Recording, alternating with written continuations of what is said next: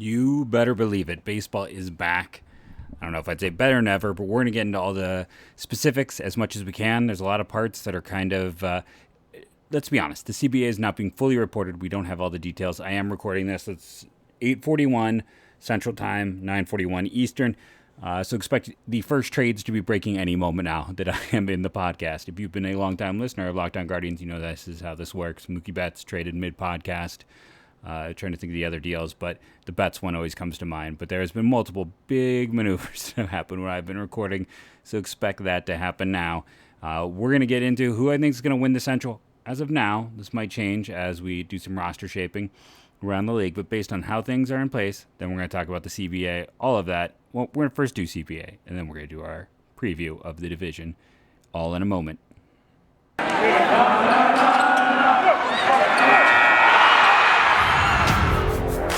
You are Locked On Guardians, your daily podcast on the Cleveland Guardians, part of the Locked On Podcast Network, your team every day.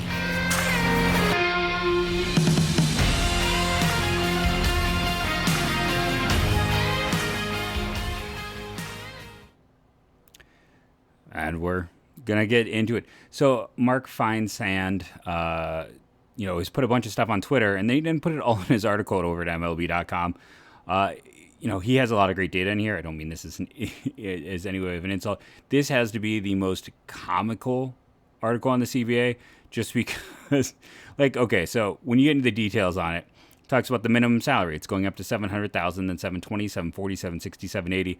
The first year increase is the largest single year increase in history, nearly 5 times larger than the $27,500 increase in the first year of the prior CBA. It also represents a larger increase than the total from the past 10 years. Again, I'm not making fun of him. He works for MLB. They pay his paycheck, but to phrase it that way, to make it seem like this is magnanimous, this is what they agreed themselves down to. The competitive balance tax threshold, again, it's very 230, 233, 237, 241, 244. It is a $20 million increase from a year ago, but the new thing is they added a fourth tax level. So if you spend $290 or more, if you hit the Steve Cohen tax, as it's being called, it's a much, much, much more punitive level. I have not seen whether or not there's still going to be like draft pick losses for crossing certain thresholds as there have been in the past. The players are really trying to eliminate anything that costs draft picks. I don't know if that's going to be in place, but this is here. And again, very, very team friendly in the way it is written up. Pre-arbitration bonus. Remember how the owner started at 5 and the players started at like 110 and we met at 50 million in the middle. Essentially, why did it take so long to meet in the middle? Now here's the thing. They point out in here that under the system, Corbin Burns would have seen a salary jump from $608,000 to $4.2 million last season. So the downside of this, and it is, if you're a Guardians fan, the $50 million that's going to be distributed is, imagine someone like when you get a Shane Bieber, when you get a Francisco Lindor, those type of players who are that good from the jump, they are going to get expensive quickly in the new system. And there is no incentive at all to sign an early extension. The Indians' ability to, I know they weren't able to do it with Bieber. He was non-receptive last year. Lindor was non-receptive. So they haven't been able to. They've been, Jose Ramirez took a little bit to figure it out. Michael Brantley, I didn't love the extension when it happened. He really didn't figure it out and become an all-star till after he signed. Same with Jose. So they've actually had some success with those types. But when you get the transcendent talent, they're going to get expensive quickly. It's not like 3 years in arbitration.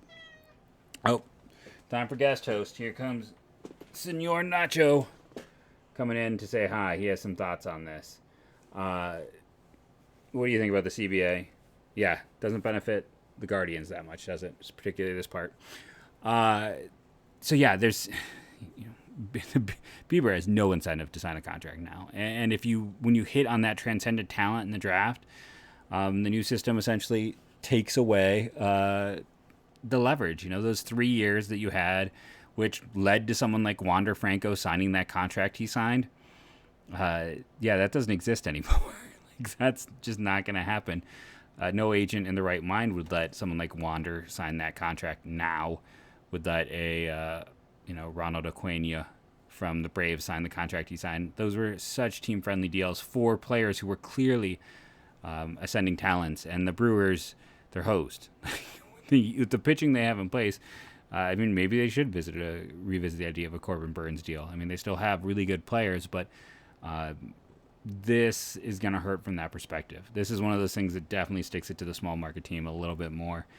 And the MLB and the Players Association are going to develop a statistical method to allocate those funds. They talked about last year that the Randy Arozarena and Jonathan India would have seen their salaries triple in year 2. So they'd have gone from being, $700,000 to being over $2 million in year 2, and then just going up from there. So that's why this is, as a Guardians fan, it's great baseball's back, but their ability to re-sign their players just went away. Like, what little ability they had when it came to that transcendent talent is gone. You essentially have to sign that contract before that player ever gets to the big leagues. You have to, hope they don't turn into Jonathan Singleton, where that contract then just becomes a drain on your franchise. And there's no such thing as a sure bet. Matt Laporta looked like a sure bet. And we talked about him on the Why Prospects Fail. Like, he should have been successful. There's no reason for him to at least not be league average. Didn't happen. It's a big risk. This is certainly, if you're a Guardians fan, it's a little bit of a kick in the pants. I can't lie to you about that. So the pre-arbitration pool hurts the Guardians. The draft, I wish we had more on this, because there's so much more that is being reported but not stated. So top 6 selections are awarded by the lottery. That's up. It was supposed to be 4, 8. Again, they met in the middle. We did 99 days of strike so they could meet in the middle. Great job, both sides, with their negotiations. It's just ridiculous. Odds would be based on reverse order of winning percentage, with the bottom 3 clubs each at 16.5%. The 18 non-postseason clubs would be eligible, though revenue-sharing payees would be ineligible to receive selections in 3 consecutive years, while non-payees would be ineligible to receive selections in consecutive years. So the way I read this is, if you spend a lot of money, you can be bad longer. If you are the Guardians, you don't even get 2 years at the top of a draft. So I'll just state that again. If you are the Dodgers and you have some big money committed and you're bad 2 years in a row, but you've paid into the luxury tax, you can get more draft picks and stay in the top. Whereas if you're the Guardians with a low payroll, the Guardians are never going to be a revenue-sharing payee. They just aren't.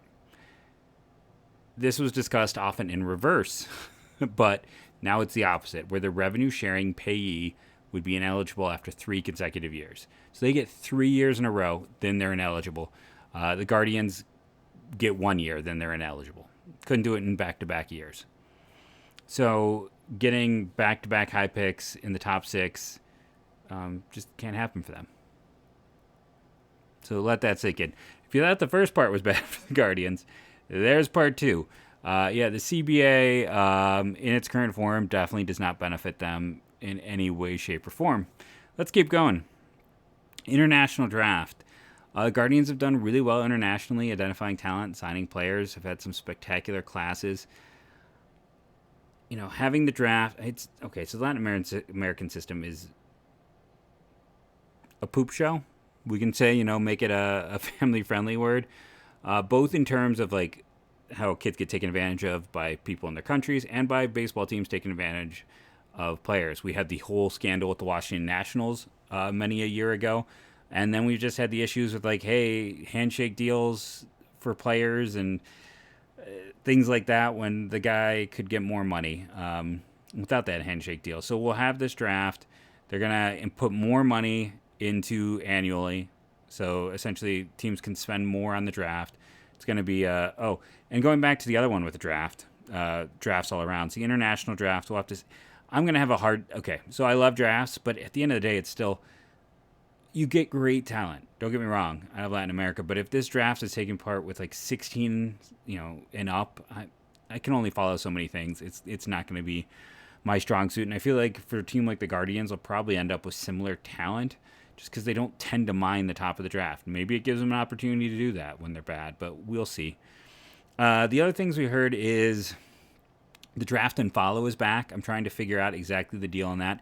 For those who remember the draft and follow, essentially you would draft, because this was pre-pool system, you would draft a guy and you held on to his rights until he showed up on campus.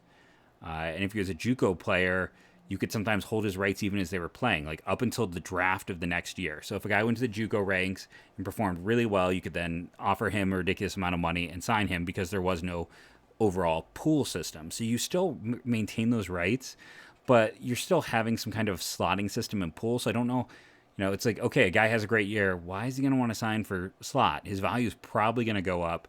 Also, how do you figure out who's going to be over slot and under slot? Is it just the day before the draft? Okay, we're going to go crazy. It's interesting. I need more data. There's not a lot out there. It's been very limited. The draft and follow is one of those things we don't see a ton about. I saw Callis mention it and have not seen much since.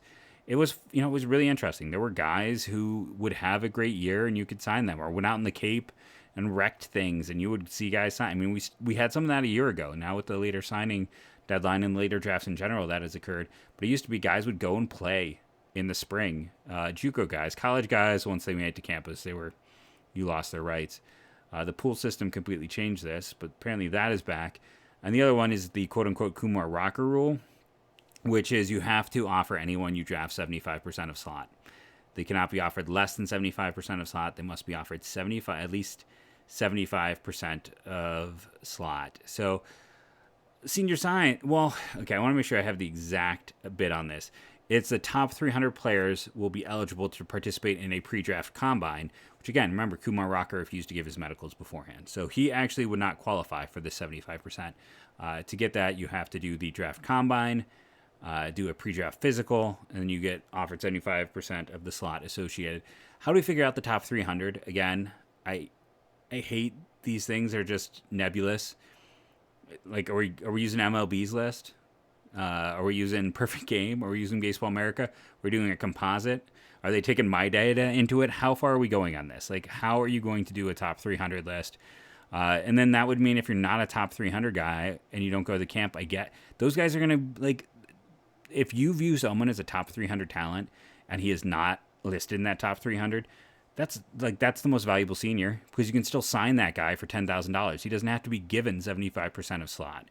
So you can still do senior signs. This doesn't completely get rid of it. It only gets rid of it for guys in the top 300. And, look at Adam Scott, going back to, I want to monitor my time here. Let's take our first commercial break. I'll come back to explain why this system is really weird, really funky, and why it might not be exactly what owners and everyone else think in a moment. Built Bar, I mean, it's working for me. I went and bought a Shamrock Shake today, I'll be honest. We're doing my ad read yesterday. I'm kind of surprised no one's talking about it in our group chat. Come on, Built Bar's got Shamrock Shake right now. They got a sale going on the Built Bar German chocolate cake. They still got churro puff, banana cream puff, coconut puff, lemon dip cheesecake, and ruby chocolate cheesecake. There are flavors for days, all interesting, all delicious, and all healthy for you. I love Built Bar. It is a product that I had 2 eggnogs for lunch today. I am a user. It's what's the old, I'm not just the president. I'm also a client, or whatever that was back when I was a child. I'm not just reading an advertisement. I also buy it. This is just, I get tired with food. I don't get tired of Built Bar. It is delicious tasting. It is healthy. What else do you need beyond those 2 things? A in my health food app, A in my heart. Go to BuiltBar.com. Remember to use the promo code LOCKED15 to save 15% on your order and start building up those Built Bucks to save even more. That's BuiltBar.com, promo code LOCKED15. Before we go, I dive into all of what's happening, I do want to give a shout out to a few people. First, Andy said I probably did the pronunciation right, so I guess I'm learning. Thank you for your help over the years, Andy. And then Daniel Phipps at GiveMeFood_84, who has been very helpful with the sound. He says that everything's cleared up. So let me know if you disagree with that. I need to continue monitoring and figuring out how everything works right now on this podcast to make sure you guys are getting the best product possible. I want to thank you again for making Locked On Guardians your first listen today and soon to be every day, wherever it is you get podcasts, apps, streaming, we are there. Odyssey, we are there. So I'm another so like that was an ad read. No, so okay, here's what happened. If a player is not in the top 300, you don't have to give him 75% a slot. So teams are going to there's going to be a guy out there who is better off not being top 300 because 75% a slot would be giving someone like 80,000. And if you are like back of the top 300, and if there's a team that views you and a guy who isn't in the top 300 similarly, but they're like, we're only going to offer 50,000, they can only offer that to one player. They can't offer it to the other. Does that make sense? Let's say Joe Smith, not the former Indians pitcher, just Joe Smith is ranked 300th. So he goes to the combine, does all that stuff. Now he has to get 75% of $110,000 slot. So that's, quick math. I don't know. What's that, like 80,000-ish? Let's say you are Jim Smith. I already did Smith. Jim Johnson, not the Baltimore Orioles closer, but another one. So you're Jim Johnson, and you not invited to the combine. But a team, goes, hey, we're going to offer you 60,000 there, or we're going to offer you 50,000 there. They can do that because you weren't part of that combine process. It's limiting what you are allowed to take. It's forcing teams to say, hey, you can't go below this, and it's forcing you to spend more money. It's more like in the first round. You're not going to see. Did Henry Davis get 75%? I mean, probably a year ago. But they used massive savings there to spread that around and allowed more players to sign. Like Bubba Chandler wasn't going to sign without that deal. I don't love this just because it's like it's not going to limit a senior sign. It doesn't change anything. It just says that if someone goes to this combine, hey, they're insured. But it can also mean, hey, you go to this combine, a team might decide that, they would have given you 50, but now they're only willing to get, but they have to give you 80. And yeah, maybe they can come back on day 3 if they like you enough, but there's no guarantee of that. So I don't love that part of it. I understand like the rocker rule, but at the end of the day, it's like Rocker wouldn't have been protected by the quote unquote rocker rule because he refused to let his medicals get out. Like he had concerns. That is why he refused to show his medicals. That's why Brady Aiken, it's like when the medicals finally came out after being drafted, both those situations, teams went, ugh, no thanks. So this wouldn't protect either of them. We talked about the draft and follow, international draft, and that's still not finished, by the way. So the international draft, they're going to eliminate the qualifying offer system. The draft pick compensation, which we've already talked about, doesn't really help the Guardians. They've lost more players than they've gained from that. In exchange for that, they're getting the teams are getting the draft. So, there's that. It's, again, nothing really. Being a small market team isn't getting those bonus picks like was originally discussed with the players. Again, none of the CBA really helps small market. Let's be honest. Contracts for arbitration eligible players will be guaranteed. Top prospect who finished first or second in the rookie of the year voting will receive a full year of service. So even if you try to manipulate service time, they get their full year of service. Another thing I just totally hate because it's clubs promoting top prospects to opening day rosters will be eligible to receive draft picks if that player finishes in the top 3 of the rookie of the year voting or top 5 of the Cy Young or MVP. Why do I hate this? Because you can go back. I can dig out my tweet. Was it like 2018, 2017? Joey Wendell had the second best WAR among rookies behind Ohtani. He had a stellar year for the Rays. He was awesome. But he finishes 4th because Andujar and Torres, who he had better years than both of them, are from New York, played in the bigger market.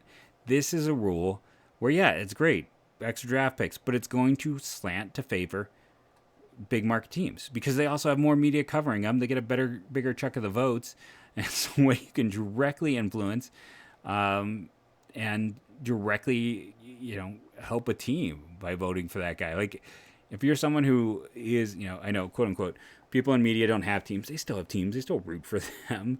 I mean, some people do. They just move on. It's not that, or it's the team they cover isn't for them. And you might be like, oh, they wouldn't, sacrifice their integrity. Have you seen the Hall of Fame voting process? Talk about sacrificing integrity. It's a bad system for this. It's just there's no way around it. It is a bad system, and for whatever reason, the players did not like WAR. They didn't want WAR for this. They instead wanted top 3 finishes in Rookie of the Year. I just, and again, favors bigger market squads. That's like it's a big advantage for bigger market squads again, because they tend to rank higher in terms of Rookie of the Year and awards voting. Like, you can go through, and historically that's been the case.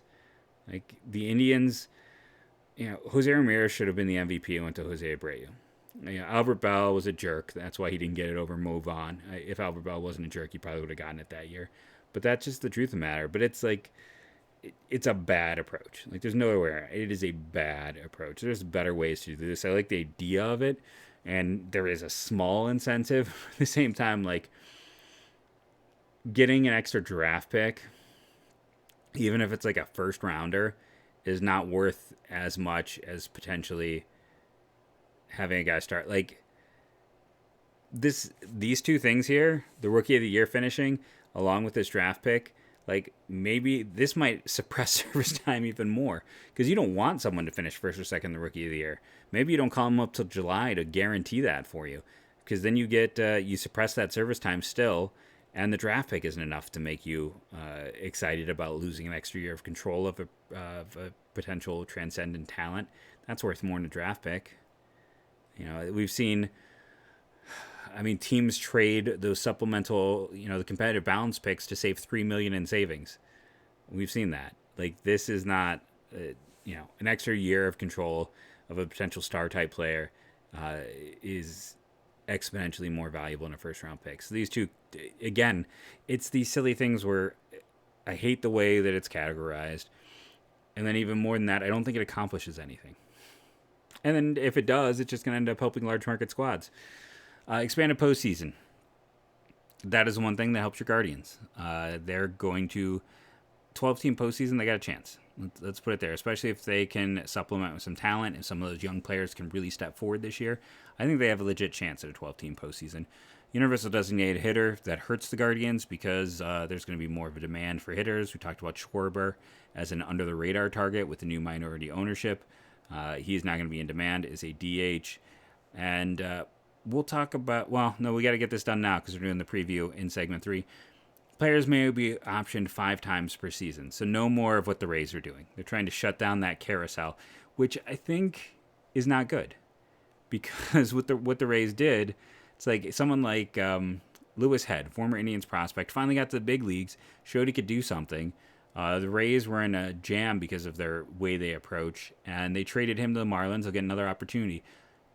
If you couldn't do that revolving door that the Rays were doing, then, I think there's less players getting opportunities. Yes, this means guys are staying up longer, but it means less guys are getting on the 40-man. This is cutting down opportunities. They got the pre-arbitration pool. That was the big thing for the players. The owners got a whole nother level on the luxury tax, and they, did a relatively small increase to the luxury tax. It's a thing that both sides can agree on, but all in all, like, this is not a CBA that benefits small market. I got to see, the full details and more beyond this. Maybe you're saying, well, it benefits the small market teams in the international draft. Everyone had the same access a few years ago with it. It's not that big of a deal. And again, the Guardians have thrived under the current system, and that's with them almost never signing a top 10 talent. And they've been extremely successful in the international market.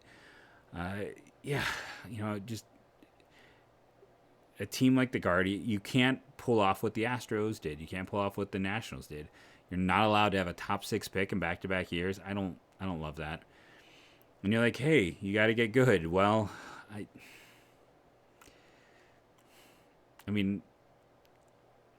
yeah, but you're also going to have bad years, and bad runs happen, and penalizing teams that are already at the lower end of the market for that is not great. I don't love that part of it. That's probably my least favorite thing in the CBA. I'm glad baseball's back. I don't like... And then again, all the things the players we talked about in the one podcast about, like, all the things they're going to offer for, like, additional picks for instead of incentivizing teams to be good and getting more picks, which was talked about, this is, I wouldn't say de-incentivizing. It's like if you're bad, you're bad. It's trying to de-incentivize being bad, but there's no incentivification for being good. So this ends up hurting a team like the Guardians. We're going to take that third break, come back, and do a quick division preview.